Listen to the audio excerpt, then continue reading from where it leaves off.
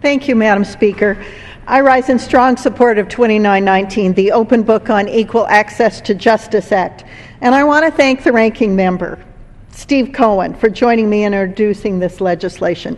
The gentleman from Tennessee was the person from whom I inherited the hallowed halls of Longworth 1004. Our staff shared duties, including each other's phone duties when meetings were being held in our offices. It was a great partnership, a wonderful bipartisan relationship that I have enjoyed ever since coming to Congress, and I deeply thank the gentleman from Tennessee for his friendship.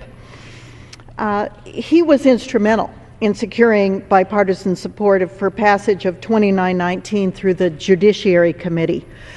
House Resolution 2919 reinstates the tracking and reporting of attorney's fees paid out by the federal government under the Equal Access to Justice Act, also known as EAJA.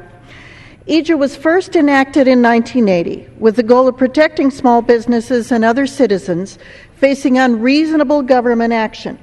EAJA was meant to address the David and Goliath situation that exists when a citizen has to go to court against the federal government's vast financial and legal resources.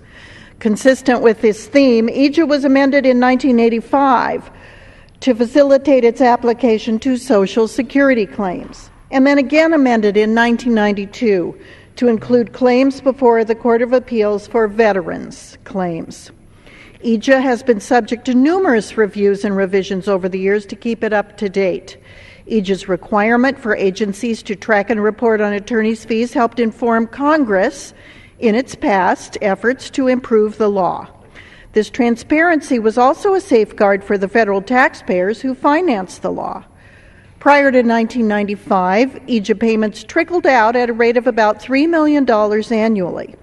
But since tracking and reporting requirements were eliminated in 1995, EAJA has operated in the dark. As a Government Accountability Office report made clear, most agencies simply do not track payments and won't unless Congress gives them direction to do so. Madam Speaker, that's why we are here today. As the gentleman from Ohio mentioned, Mr. Chabot, we only have anecdotal evidence as to how much we're spending on attorney's fees, which agencies pay out the fees, and for what types of claims. We need transparency to better monitor this law moving forward. H.R. 2919 both reinstates transparency and improves it by requiring the information be posted online in a searchable database.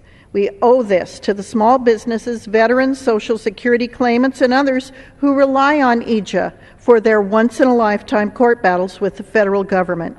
And we owe it to the hardworking taxpayers who are financing this law. Thank you, Madam Speaker.